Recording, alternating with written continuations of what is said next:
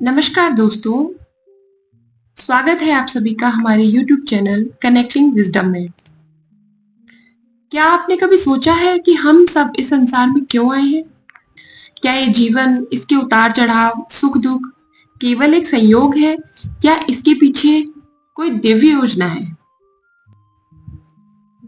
ये गोलोक है, एक ऐसा दिव्य लोक जहाँ केवल प्रेम है, जहाँ श्री कृष्ण है और उनके साथ उनकी गोपियां।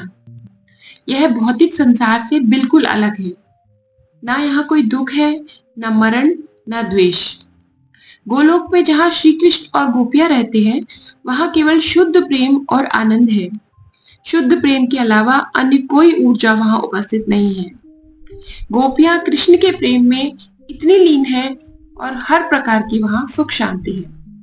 गोलोक हमें याद दिलाता है कि जीवन का सर्वोच्च उद्देश्य भगवान के प्रति सच्चा और निश्चल प्रेम है। सभी गोपियां गोलोक में कृष्ण भगवान के साथ बहुत ही प्रेम से जीवन व्यतीत कर रही होती हैं। लेकिन एक दिन कुछ हुआ। दैवी प्रेरणा से गोपियों के भीतर एक इच्छा जागृत हुई। क्या हम केवल प्रेम को ही जानते हैं? क्या हम अपने प्रेम को और गहराई से अनुभव कर सकते हैं? अगर हम अन्य भावनाओं को भी महसूस करें तो कैसा हो? गोपियों ने कृष्ण से प्रार्थना की, हे गोविंद, हमें तुम्हारे प्रेम के अलावा अन्य भावनाओं को भी अनुभव करने का अवसर दो। हे गोविंद, हमें दुख, विरह, संघर्ष और भ्रम का अनुभव करने दो, ताकि जब हम प्रेम को फिर से पाएं तो हमारा प्रेम और भी प्रगाढ़ हो और भी अमूल्य हो।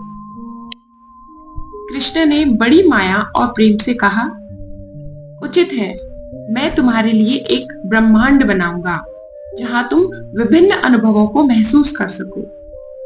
लेकिन इसकी एक शर्त है, तुम्हें यहाँ गोलोक का सब कुछ भूल जाना होगा, अपना स्वरूप, अपना प्रेम, यहाँ तक कि मुझे भी। और जब तुम उस ब्रह्मांड से वापस लौटोगी तो तुम्हें वहां के सारे अनुभवों और सारी स्मृतियों को वहीं छोड़कर आना होगा। तुम यहाँ उसी और ऊर्जा में लौटोगी, उसी भाव में जैसे तुम यहाँ से जा रहे हो। इसलिए गोपियां भगवान की इस लीला का हिस्सा बनकर इस भौतिक जगत में अवतार लेकर आई और फिर सारी गोपियां इस धरती पर अवतरित हुई। मुझ में, आप में, हम सब वही गोपियां हैं। हम इस संसार में इसलिए हैं ताकि हम प्रेम को सभी भावनाओं के बीच पहचानना सीखें। यहाँ हम जन्म लेते हैं ताकि सांसारिक अनुभवों से गुजरकर खुशी, दुख, प्रेम, विरह, संघर्ष, सभी भावों के बीच प्रेम को पहचान सके। लेकिन क्योंकि हम गोलोक की स्मृतियों को भूल गए हैं और हम संसार की माया में पूरी तरह से फंस चुके हैं, इसलिए जब भी कोई अनुभव होता है और जब भी ऐसी कोई घटना होती है तो हम उसे एक सीख की, एक अनुभव की तरह लेने की बजाय ईश्वर को कहने लगते हैं कि आपने हमारे साथ ये क्या किया। हम ईश्वर को कोसने लगते हैं, जबकि हम ये भूल जाते हैं कि यहाँ आना और यहाँ की जीवन का हिस्सा बनना हमारी ही इच्छा थी। हमने सब कुछ भुला दिया। हमने सोचा यह संसार हमारा अंतिम सत्य है। हमने ईश्वर से ही प्रश्न किया, मेरे साथ ऐसा क्यों हो रहा है, जबकि यह लीला हमारी ही इच्छा थी।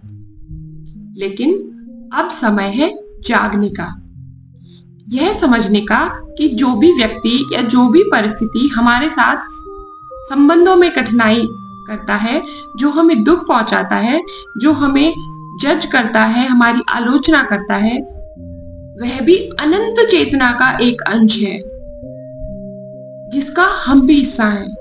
वो भी एक गोपी है, हम भी एक गोपी हैं। हम दोनों एक ही परमात्मा के अंश हैं, हम दोनों एक ही हैं। यहाँ आकर हमने विभिन्न ऊर्जा के रूप में खुद को प्रकट किया है। इसलिए भले ही वे बाहरी रूप से जैसा भी व्यवहार करें, हमारे अंतर्मन में, हमारी आत्मा में उनके प्रति पूर्ण प्रेम और करुणा का भाव होना चाहिए। इसलिए जब भी हमें मुक्ति का मार्ग चाहिए या जब हमें इस जीवन मृत्यु के चक्र से बाहर निकलना हो, तो हमें प्रेम और करुणा की ऊर्जा में आना आवश्यक है। यही वह ऊर्जा है जो हमें पृथ्वी लोक से गोलोक तक ले जा सकती है। गोलोक में केवल प्रेम और करुणा की ऊर्जा का वास है और वहां किसी अन्य ऊर्जा का कोई स्थान नहीं है।